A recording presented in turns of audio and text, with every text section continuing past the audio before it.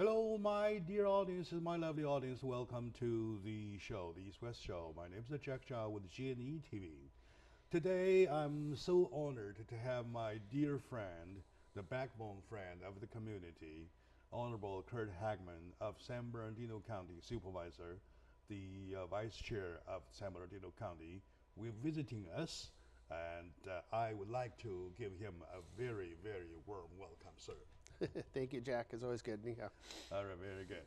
Of course, even though I know you more than, 15 years or something? Something, yeah. A long time ago. Back to the long ago, back to the Chino Hill City Council days, right? Correct. All the way, he made his way to Assembly House, and there he served for 3 wonderful terms with lots of bills, with lots of things promoted. By that time, he was even the Republican Party coordinator for on the floor between the aisles.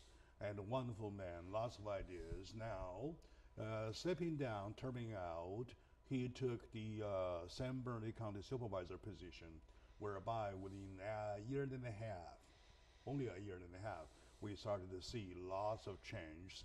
Take the Ontario Airport, for example. We went there last week on a Wednesday. We saw with our own eyes, and also with many others, and even on the news for July, the direct flight from Ontario to cities in China is going to set forth their maiden voyage. So lots of good news, and I leave that to him, sir, to let them know. We're so excited. We're too excited. We're very excited about the opportunities as well. Sure. Go ahead, sir. And tell me about the county first, please. Sure. San Bernardino County is the largest geographical county in the United States. It's larger than 9 states geographically wise and larger than 12 states in population. So it's a lot going on in San Bernardino County, and it happens to be the Inland Empire, considered San Bernardino Riverside the fastest growing areas in the United States right now. So residential building, business building, warehouses, all the rest of it. That's why the Ontario Airport was so critical to get back to our local control, because you need an international airport to have a very strong growth spot to continue to grow economically. So it's been a very busy, lots of fun, but lots of excitement going on for San Bernardino County right now. Things are looking good. We have a lot of new housing starts. In fact, in one city alone that I represent, Ontario, we have 45,000 new homes or 150,000 new residents coming into that area over the next 5 or 6 years. So, and they're planning to build. So lots of growth. All right. We're getting excited, especially people from eastbound from where East Los Angeles is, all the way to San Bernardino County. They get excited with every step that the county is making. And last week, there's a big event co-organized by EDI Media and the Shanghai Pudong government. They pick San Bernardino County as their base to do a connection for innovation. So Innovation City, Innovation Shanghai, Innovation Ontario, and Innovation San Bernardino County. And you were there. Yes. As the one of the very big honorees. So, as a matter of fact, you were there playing the host. Right? Yes. Okay. Ontario Airport was a host. Say something about it. Yeah, it was a fantastic show. It brings back fond memories of my visitations to Shanghai. In fact, my son's going to spend the summer there this year. He's going to be a senior at UCLA, and he wants to go intern. Jonathan? Yeah, and he's going to do an intern with a company over there to learn international business. Wow. So he's very excited as well. So it's nice. They grow fast, remember? They go little very Jonathan fast. was this tall? Yes. Good. Yes. My daughter actually spent last summer in Wuxi studying Mandarin. So she was 15 years old. So that's how much faith I had in leaving my 15-year-old daughter there at a state university. But no, the photo acquisition was fantastic. You had some great speakers. You had the virtual reality you put on so you can kind of see the city as you fly through. It was a great promotion. Then it went to the Conference for Innovation. I chair a couple different things, not just on the county job, but we have other boards and committees. So I sit as the chair for Southern California Transportation. I also sit on the chair for Smart Cities. So they have Innovative City Shanghai come out. We can exchange information. It's a wonderful opportunity. And at the event, you made a very wonderful speech trying to bring Shanghai and San Bernardino County together. What do you think, in the sense of future, that the county and the Pudong area of Shanghai can do by joining hands? Well, being that we're the fastest growth area for investment anywhere in the United States, it's a natural partnership for a very strong, innovative city. You know, one of the strongest cities in China is Shanghai. So the businesses there hopefully, can reach across. The airport alone is, we did announce we're going to start flying a couple flights a week, charter flights starting in July. I made several trips over to China to bring the data. We have the market share as like the second in the nation besides New York, the LA Basin. And now the LA Basin, east of downtown LA, 64% of those who buy tickets live closer to my airport than they do to LAX. So we're taking that message around. Now, when you get to major cities like Shanghai for flying, that's agreement between the state government of China and the federal government of how many flights per day for a capital city. We're not a capital city, so we could go into secondary places without breaking those limits. Secondary to secondary. Yes. Okay. So Shanghai has 2 airports. Beijing's going to have another airport. Los Angeles now has 2 airports. So we're hoping that we're in that mix, and that both the passenger flights will increase. I go back in probably 3 or 4 weeks to see another major carrier about signing them up, and for passenger regular service, as well as cargo. Our cargo for the airport's up 20% so far this year. Wow. We're the only North America airport with 2 regional hubs, both UPS and Federal Express. Federal Express is now just making a regional hub. We have interest. I met a couple of delegations from all the major shippers in China as a coalition to possibly do this as the North America hub for them. So we just see lots and lots of opportunity going forward, and we're going to pursue it very aggressively and try to get them to our airport. I believe I saw that with my own eyes, because above my house, it must be kind of an air route, because there are airplane going by like that. These days, I start to see those big tummy airplanes. We have a lot of cargo, yes. Yeah, those are cargo carriers, right? Correct. Okay, they're flying over my house every 5 or 10 minutes or something like that. It's a very frequent. Well, that's the bad side. Is the more traffic we have, the more noise we'll hear as well. But it's going to be very strong for the economy. It's going to bring the goods and services to our people a lot quicker. Not that bad. You have something flying over. Well, that's not. I can live with it. And there is one thing this morning that is kind of have me overcasted, because the news says that President Trump is overturning Obama's position of U.S.-Cuban relationship. And the immediate worry is, on my side, my concern is that would he or would the U.S.-China relation do the same thing?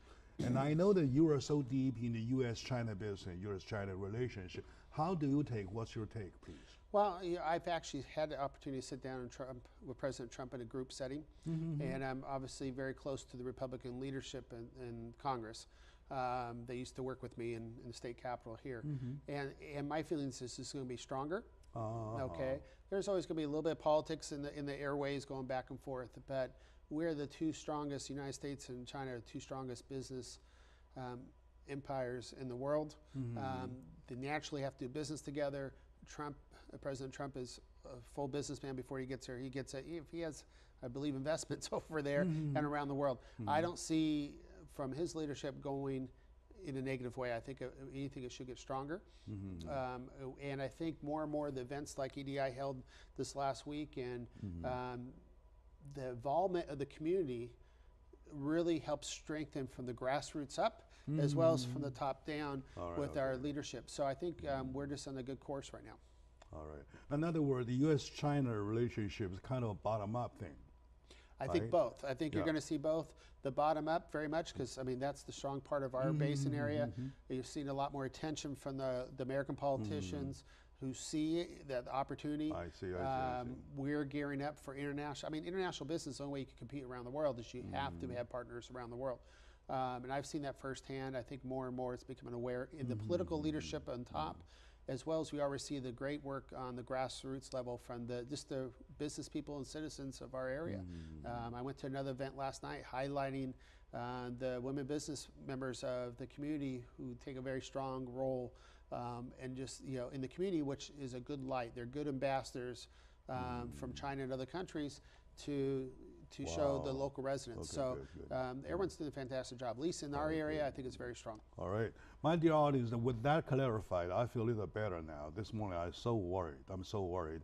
With me today is my good friend, the Honorable Kurt Hagman, former Assembly member of California, District 50, and now current County Supervisor of San Bernardino, the Vice Chair of the beautiful county.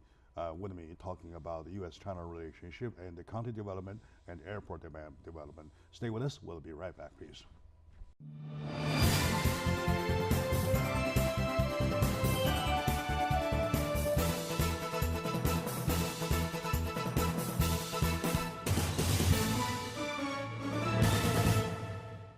Hello, my dear friends, my lovely audiences. Welcome back to the show on East West with Jack Chow on the G&E TV. With me today is my good friend, Honorable Kurt Hagman, former Assembly member of California, District 50, and the current County Supervisor of San Bernardino, also Vice Chairman of San Bernardino County Committee. All right, very good.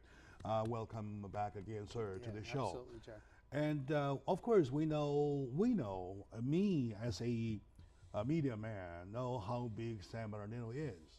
For most people, not in San Bernardino, not even in San Bernardino, they do not even have a clearer picture about where they sit in, right?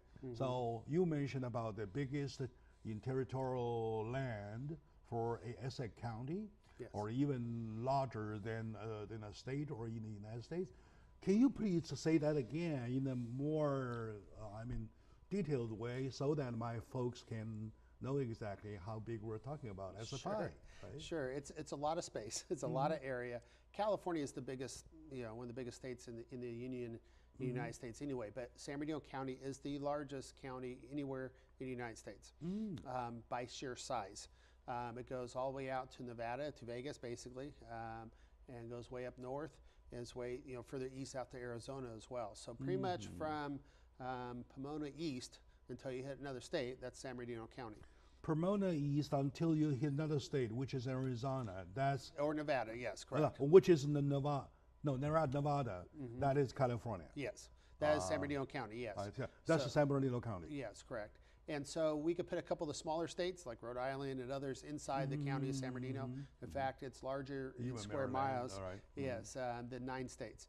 And population-wise, again, most of the population in California, the United States, and we seem dwarfed by our big sister to the east, Los Angeles, that has 10 million population, but we're about 2.7 million, which is bigger than 12 states here in the United States. So it just, they're spread out. There's a lot of people. We have most of the people in the valley. We consider the valley before you go over the mountains to the high desert. But it's a good sized county. So we have everything going on. And the county takes care of most of the day-to-day operations that people think about, from streets, sewers, roads, courts, public health care, welfare systems, the sheriff's department, judicial system. I mean, you go through the list. The base of the county operates at. So we have 1,700 buildings and roughly 24,000 staff members on the county. Correct me if I'm wrong, sir. These days, you may have the money, you may have the resource, which is manpower, and you may have land. In the long run, you're talking about whoever has the land has the future, because land can never be reproduced. Correct. Am I right? Correct. And we have, over the decades, become the logistical hub for the United States, between where the ports of Long Beach and Los Angeles unload all their cargoes in the Inland Empire, my district mostly. So we have thousands of warehouses full of consumer goods from around the world. All the train routes go through our county out to the rest of the United States. The freeway systems too. So over the period of time, Los Angeles became fully growth, impacted. Now they do have areas in their high desert that's still not completely built out. But Orange County, same way. And so our surrounding counties have basically maximized. So everyone's moving east where they have some room. And if anyone's been to a new community where it's better master planned, the bigger arteries and freeways, nicer, newer buildings, that's what we have going on. So we have a lot of traction of business and residents. Very beautiful homes. We have some in the $7 to $10 million range in my home city. And we have a lot of businesses growth. So we have that newness about us. And also relatively a newer county and with better conditions, better for infrastructures.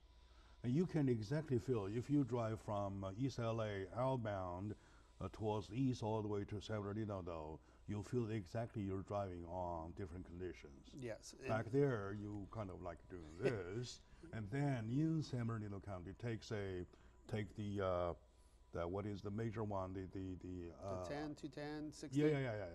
Okay, those areas, or even a smaller street, such as a Greystone, those kind of streets. Yeah. They're kind of so flat, like what, like runways. Yes. Like we have newer infrastructure. We put a lot more money into the transportation corridors. We have less traffic.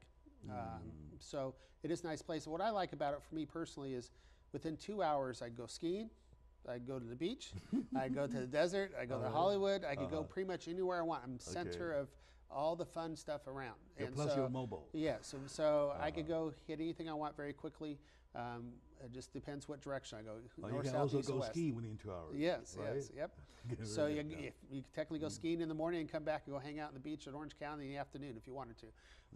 So it's very nice on the livability side of it as well, and it's not so congested. We still have a lot of open space, a lot of beautiful mountains and trees and things like that around us. So. Okay, and to developers, land means money. Land means future. And I know lots of people locally looking for land. The land is getting precious, more and more precious. And even internationally from China. Yeah, absolutely. And there's a friend who wrote for me, say, hey, I want a house and I want somewhere to build a warehouse. I recommended you want a house, you pick West Florida, and you want a warehouse, you want to go San Bernardino. I would say to your friend both. Yeah, I would say to your friend both, okay, because we have some fantastic schools and we have some brand new houses out in my district. We have the #1 schools in the county, some of the top ones in the state. Again, what people don't realize is, like, for my hometown of Chino Hills, it's in the top 5 or 6 average incomes for the state of California. So we have wonderful infrastructure, wonderful schools. We have 54 parks for a small city. I mean, so there's some great places to live out there as well. It's just getting people to know it and come out and live. Great food too. Take your yard house, right? Yard house. You like our yard house with the steak? Oh man, I kind of like it. No, I'm helplessly liking our yard house. Yes. And I remember the beer from the taps, from the tap. Okay, goes all the way, and the even transparent hose. Yes. goes down to your cup. And San Bernardino is a beautiful county. San Bernardino has beautiful leaders. With my friend, Honorable Kurt Hagman, starting with his Chino Hills City Council days, I started to get to know this wonderful individual. He has really a beautiful set of mind, a creative mind, and thinking out of the box. So I still want to apply to your principle of thinking out of the box, because you use it all the way to your city as mayor, all the way up to the state as assembly, and now to the county as a supervisor. So you find it applicable everywhere? Oh, yes. In fact, I'm a lot more fun at the county. Thinking out of the box. Yes. Good. Well, I told you a little bit earlier, I'm the chair of Smart Cities. But what does that mean? That means redefining the way we do business as a government.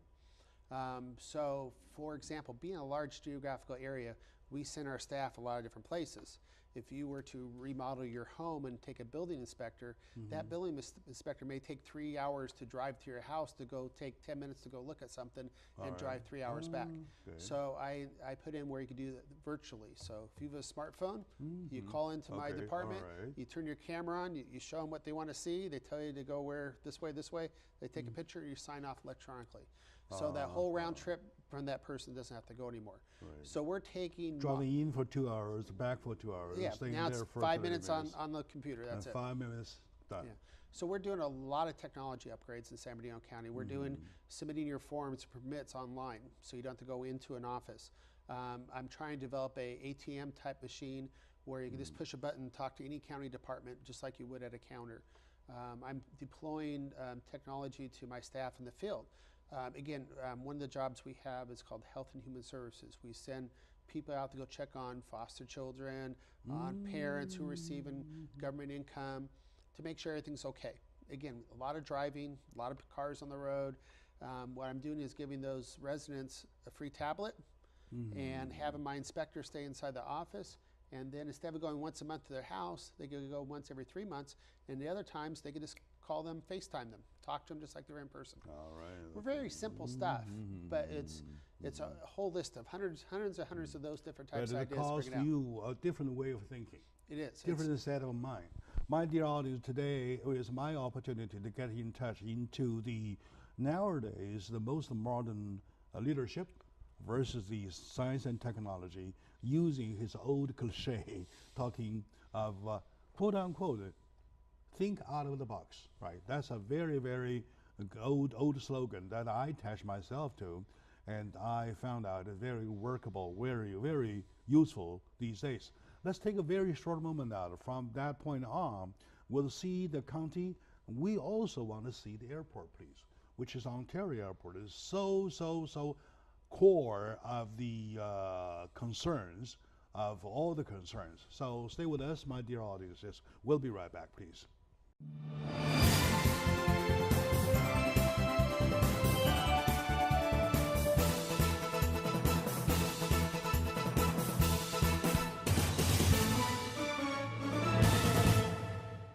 Hello, my lovely audience, my dear friends. Welcome back to the show. Today is one of the very rare moments that I, with an old friend, Honorable Kurt Hagman, sitting here face to face.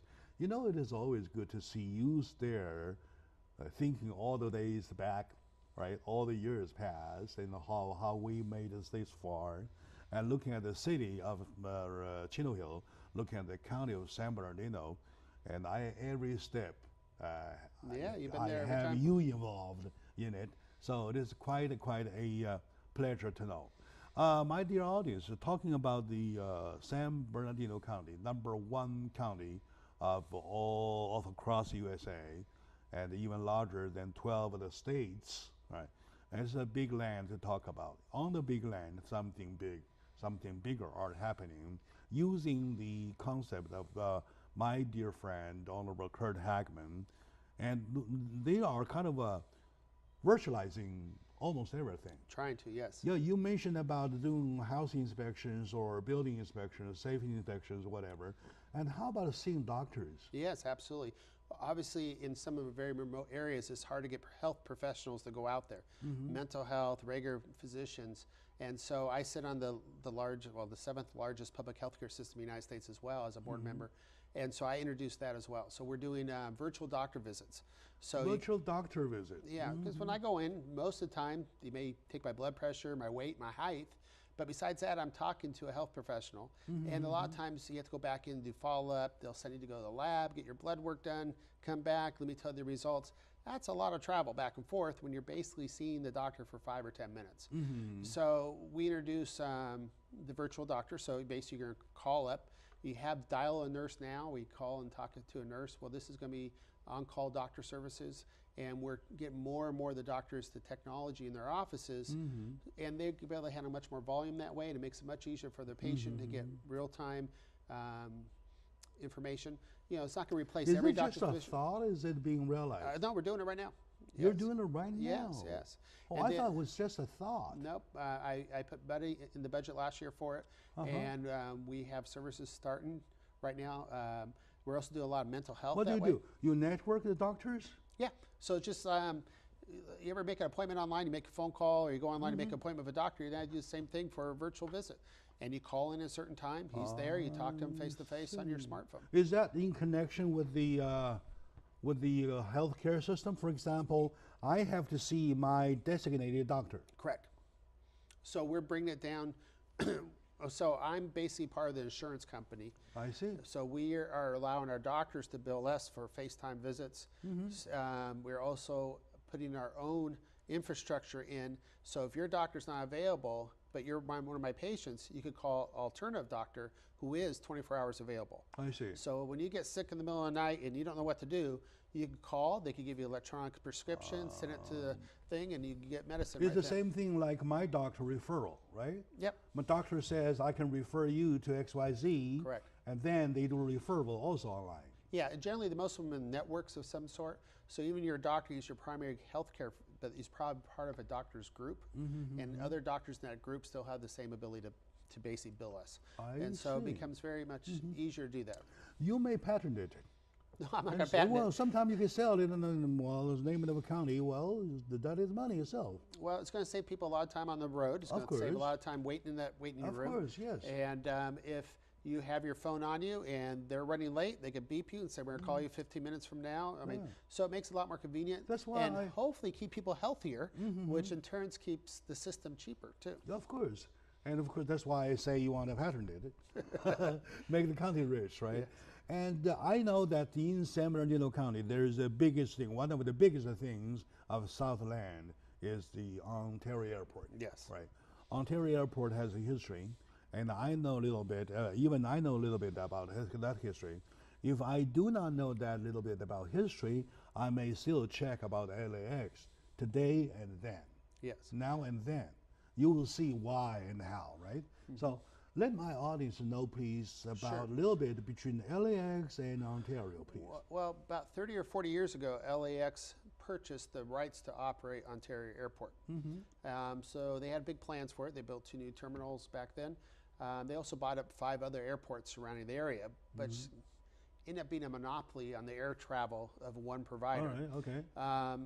Over the last 20, 30 years, our residents have felt very dissatisfied the way Los Angeles Airport ran Ontario Airport. They weren't bringing the flights, they weren't doing improvements to the property, they weren't doing much of anything. And we hear that Los Angeles was forcing everybody to go to Los Angeles. Obviously, there's a lot of good reasons to have international flights and domestic flights come to your city, because you get hotel tax and sales tax and rent-a-car tax, and you have all this economy go around an airport. Right. So when I got out of the legislature, I made contact with Eric Garcetti, the mayor, and he was very gracious to take a meeting with me. And we worked out a deal for me to basically purchase back the airport from Los Angeles. And as of November 1st, is now controlled locally. I'm myself and 4 of the board members that run that airport. So for the last 6 months, we've been taking inventory, and there's a lot of, it's basically a fixer-upper airport. The runways are in great shape, but a lot of the technology is older. We are upgrading a lot of things. And over the next 6 months, we will see a lot of consumer improvements for the passenger. The parking is we have valet parking up front now. We have all new vendors going inside the terminals, so new restaurants, and they're putting millions and millions of dollars into it to make it look better. We're getting things fixed when it was broken before. And of course, we need to work on air service, both on passenger service and cargo. So I've been flying around the world and working with the domestic carriers and international carriers, and we're starting to see some of those fruits of those efforts come into play this July. We have our first flights coming from China. July 9th, I believe, is our first one. And it's basically a tour group, the largest tour group in China that uses a particular airline for all its travel. And they book a whole flight at a time. So these folks are all going to a particular travel package. And they probably have offshoots. I'm not sure exactly how it works, but they're going to fly into Ontario a few times each week. And they say, we're going to start off, try it out for 10 weeks, and we'll see what happens. But we know their experience is going to be much better. They're going to LAX. And it's funny because, the #1 place that people visit anywhere in Southern California is? It's not Disneyland. That everyone thinks. It's Ontario Mills Mall. It has 8 times more visitors to that mall than we do Disneyland. So a lot of visitors go there because it has all the outlet stores, and that's right across the street from the airport. So I went there without knowing. Yeah, so you're one of those. Yes. So we've been working on both passenger service as well as cargo increase, because we're a large airport. And the beauty of this is the infrastructure's there, but all the land around it hasn't been developed yet because they haven't touched it for 30, 40 years. Okay.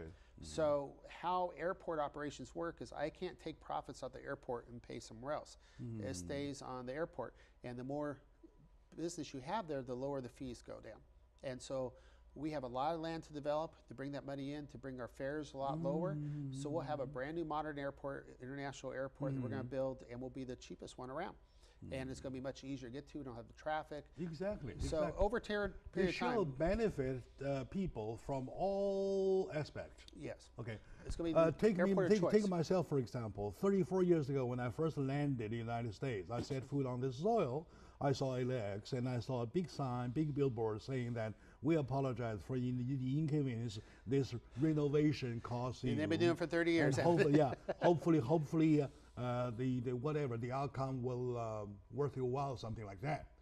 And today I still see the same thing. Yes. 34 years later. And in the meantime, they're getting crowded and crowded, overcrowded. Back then, when you fly to LA, you say Burbank, you ask Burbank, John or anywhere else. Now it is all LAX. LAX is the only airport, which is so congested, and sometimes waiting hours. Of course, lots of complaints. Yes, And this is for passengers side.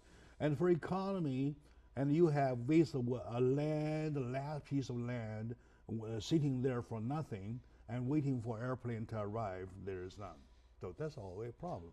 Okay, today with me, my dear friend, is my good friend, Honorable Kurt Hagman, County Supervisor of San Bernardino and County Vice Chair of San Bernardino, also the Chairman of Smart City. And he is using his concept of thinking out of the box. And right now we can see it is working. It is working very much so in this county of San Bernardino. Stay with us. We'll be right back, please.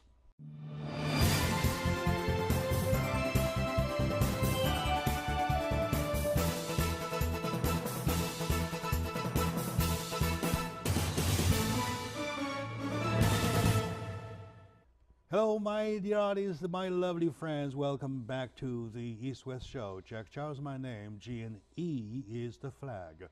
With me today, my good friend, Honorable Kurt Hagman, former Assembly Member of California, and current San Bernardino County Supervisor, San Bernardino County Vice Chair, and also Chairman of Smart Cities. And welcome, sir, back to the show once again. I'm getting excited. The more we talk, the more I get excited. Talking about airplane, on the airport though, you're not talking about a runway, a tower, a terminal building itself. You're talking about the connected business. Am I right? Both. I want to build a new international terminal that's going to be beautiful, modern, as you see anywhere around the world.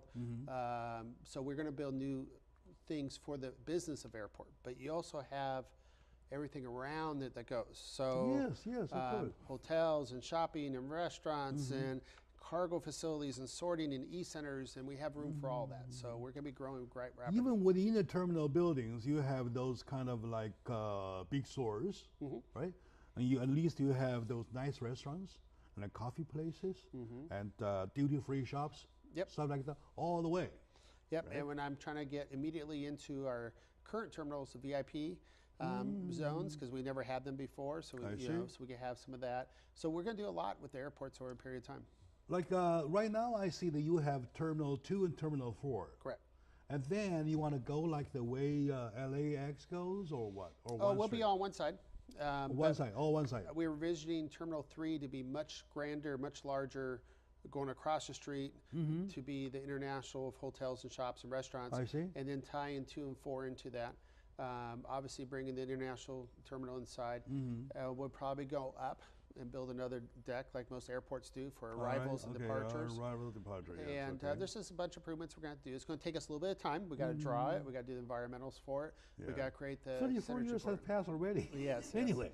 But we're very aggressive, so hopefully very I can wait for another 34. Yeah. Right? So, it'll be another 5 or 6 years. Another 5 or 6 years. We'll get all that in. And how about investment? Do you take foreign investment? We can. We're looking at different models right now. We maintain the ownership of the actual operation of the airport. As far as investment into buildings and terminals and other infrastructure, we could take foreign investment as well as domestic investment. There's many different models to look at. In fact, one of the groups I met, they represent about 80% of the fast shipping in China. They're a coalition of about 6 companies that came over. They're big. Yes, and they're looking to build a several hundred-acre facility that would bring their direct shipping to Ontario. And so we're negotiating for that right now. We also have a announcement from UPS is doing another joint venture of another shipping company out of China. So we'll see a lot more imports coming from Asia into Ontario Airport. I'm working on a program to hopefully find some exports to send back on the empty planes too. The other way, right? Hopefully California wines or Yes, teas or agriculture. California wine is a big Something, way to something we could approach, throw on the right? airplane going back that could handle the higher shipping costs of going on the ship. Okay. So we'll be developing programs for that as well. But yeah, there's a lot that goes on the airport, and not just on the airport, but the surrounding area. And that's why we're so excited to have it back. And also, in the term of investment, though, you're talking about investors who come here, build something that you want them to do, right? And also, there are some pure money investors. Sure. Say, I know nothing about construction, I know nothing about the investment. I have all I have is 200 million. That's it.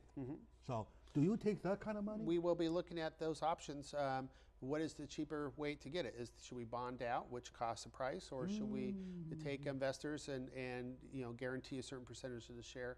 There's different ways that we would still build it, we would still operate it, but it could be investments, or we could turn over whole parts of a building and say, we're going to give this concession to you for the restaurant, or this concession for a hotel, and they would be responsible for owning and operating that. Or could it be operating in a way, say, hey, my name is Jack Xiao, I'm in China, I have this $200 million, and I want to invest. Could you put me a package of $200 million? It could be recommended. Let's say our whole new building costs $500 million, and so we collect 200 from here, 50 from here, 100 from there.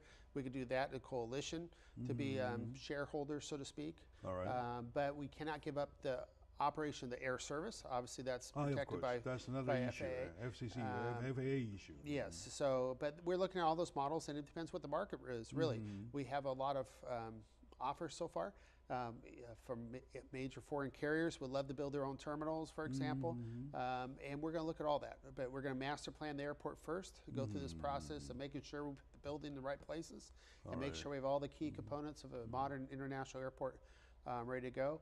And we're going to keep building up the air service. I'm working on a major announcement for a domestic carrier that would cover all the East Coast, hopefully very soon. I get to announce that, as well as, like I said, flying back in 3 weeks to meet a major carrier in China for passenger service to sign them up. They've already come out and searched the airport. So I think you'll see more and more toward this next 6 months of more and more options of flights, and that gives us even more energy there.